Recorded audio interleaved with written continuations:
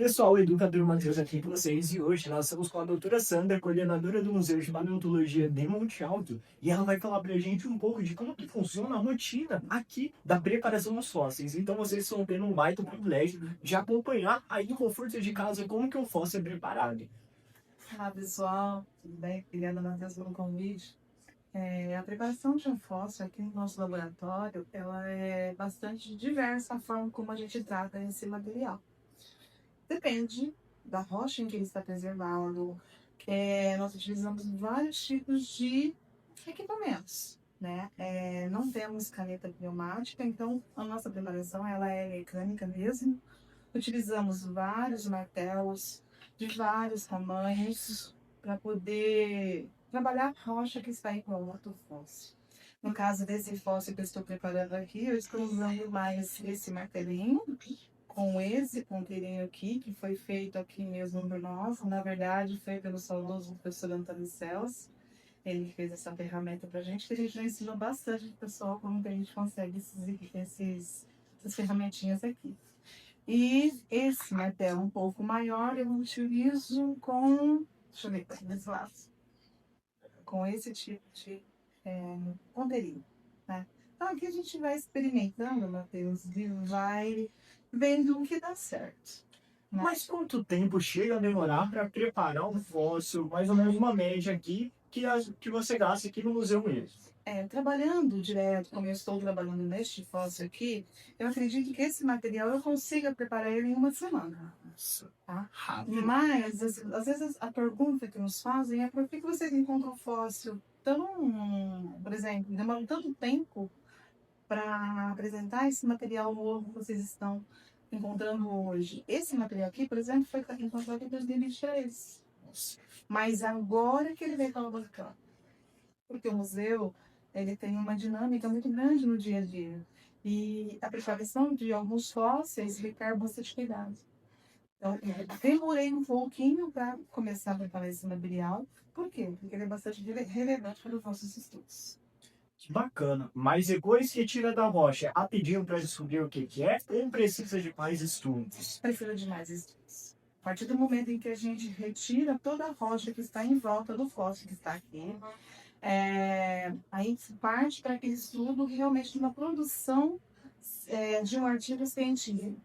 É neste momento que nós vamos olhar a morfologia desse material e vamos compará-lo com outros já descritos pelo mundo, para saber se nós temos aqui nas mãos um fóssil de um animal inédito, ou então se nós vamos, se já foi descrito em algum lugar no mundo. Se ele for um material inédito, aí a gente tem a possibilidade de dar uma água. Eu percebi que ali tem um potinho com um pouco de água e um pincel. Para que que usa isso um fóssil? Isso daqui, ao longo de 29 anos, a gente trabalha esses fósseis ali encontrados na nossa região. E nós vamos desenvolvendo algumas técnicas, algumas metodologias para ver o que dava certo e o que não dava. Então, isso aqui, na verdade, é um potinho com água e cola. Nossa, A água e cola branca para cola madeira, branca mesmo. cola branca para madeira. E aí, esse material que eu estou aqui, antes de começar a trabalhar a retirada mesmo do fóssil, eu dou um banho nele. Nossa. E aí, olha, com essa cola, eu não tem problema, eu vou molhando sem me preocupar se é fóssil ou se é rocha, porque eu sei que isso já deu certo e que não vai me atrapalhar durante a preparação, não vou estragar o fóssil nem nada. Então, a gente utiliza essa mistura bem líquida para poder dar mais estabilidade ao que está dentro da rocha, que a gente não conhece, a gente não sabe o que tem aqui dentro. Como é a morfologia dessa peça que a gente está trabalhando, nessa parte do animal que a gente está trabalhando. Então, para isso a gente utiliza essa mistura mágica. Uau, que demais, né, pessoal? E aqui na região de Monte Alto, interior de São Paulo, também tem muitos achados inéditos, crocodilos, os dinossauros pescoçudos, famosos titanossauros, dinossauros carnívoros, inclusive um dos crocodilos recebe até o nome da cidade, né? Sim, Nós encontramos fósseis aqui no nosso acervo, temos fósseis que vieram de vários lugares aqui da nossa região.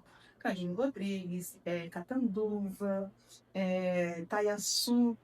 Então, quando a gente tem esses animais aqui, eles são fósseis de uma espécie ainda não encontrada em lugar nenhum no mundo, como eu disse, a gente pode nomeá-la e a gente vai homenageando ou a cidade, ou os colegas, ou mesmo a equipe que está estudando resolve. Pronto, vai.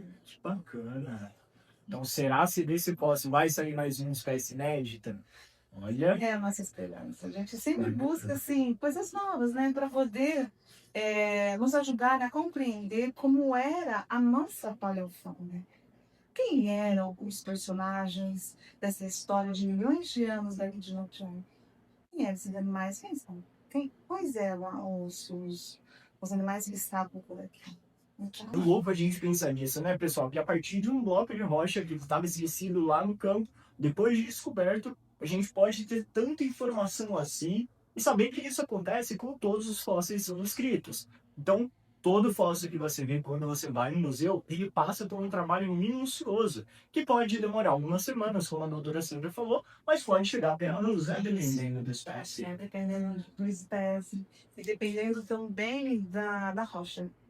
Porque essa rocha aqui, ela está tranquila para trabalhar. Mas se eu pego uma rocha que ela tem bastante conglomerados, a gente fala, são módulos muito difíceis de serem trabalhados, às vezes eu trabalho um dia para tirar pequenos pedaços. Então, depende, tem várias funções, para se dizer. Vai de uma semana até meses, anos, se preparar para um final.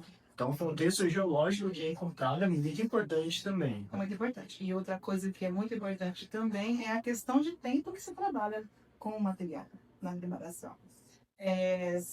E também as pessoas, né? Você precisa ter pessoas que tenham paciência, que não sejam tão ansiosos para saber o resultado do que está escondidinho aqui dentro. Então, são algumas coisas. Às vezes, alguns materiais, eles estão aqui há muito tempo, mas também porque, ainda assim, mesmo eu tendo pessoas aqui me ajudando agora, ensinando tudo, mas a pessoa não tem a prática. Por exemplo, eu sou rápida para preparar, mas porque eu estou aqui pela vida. É uma longa trajetória, pessoal. E também, nos primeiros 10 anos que eu estive aqui no museu, a minha principal função era, assim, a preparação de fotos. Então, eu já tenho uma certa experiência, uma certa agilidade.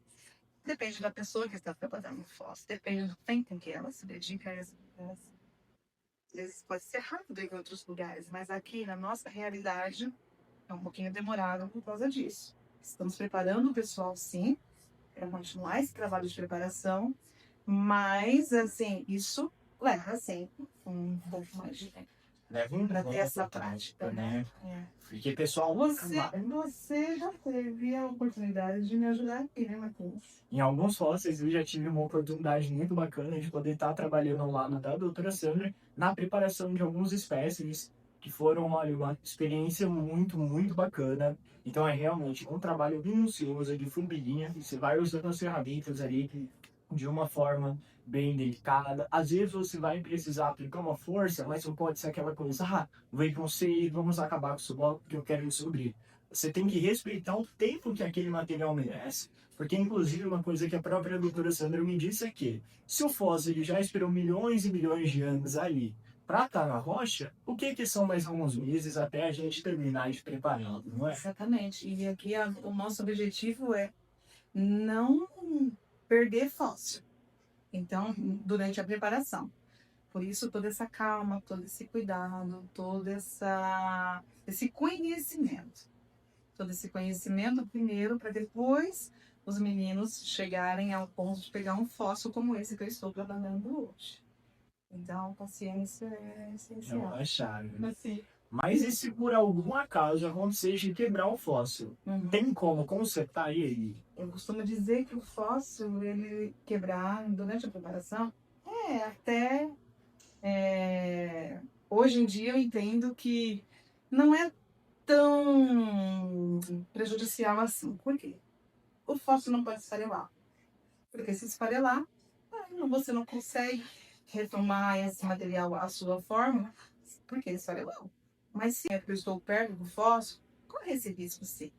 Fazemos de tudo para que isso não aconteça. Mas se acontecer, eu não vou dormir, vou me desesperar, Matheus? Não. Eu já fiz muito isso, me desesperei, não dormia e tudo. Mas a prática me fez compreender. Se o fósforo não esfarelou, eu consigo colar ele de volta, considerando os encaixes certinhos. E aí eu posso, com paciência, eu uso cola branca também. Não pode ser um super bond. Não, super bonder não. Eu não utilizo super bonder aqui.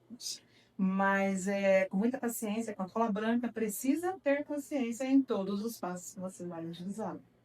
Então, depois que o material está colado, eu volto à preparação normal.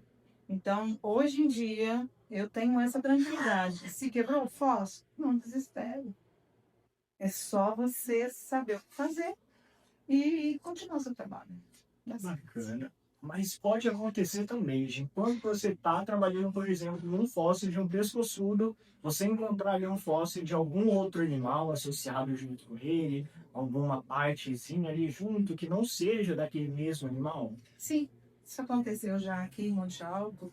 Em alguns momentos a gente estava trabalhando um fóssil que foi encontrado dentro de um zoológico de pescoçudo. E na rocha que estava envolvendo esses fósseis, foram encontrados, por exemplo, dentes isolados. Então, de quem eram esses dentes?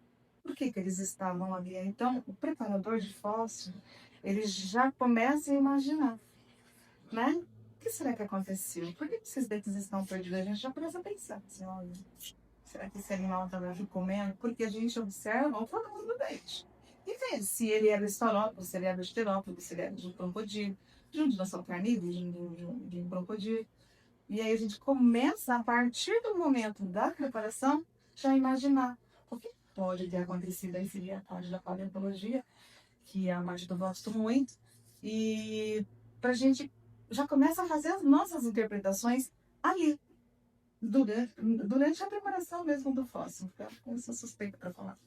Que bacana. Essa é uma rotina que é muito boa. Se você tem uma paciência, se você quer realmente trabalhar com isso, é algo que é surreal, mas como uma terapia. E isso daqui, pessoal, vocês estão tendo de forma inédita esse acesso para ver um pouco sobre como que é a rotina aqui do nosso museu, que é o Museu de Paleontologia Professor Antônio Celso de Almeida Campos, fica localizado aqui na cidade de Monte Alto, no nosso Centro Cívico e Cultural.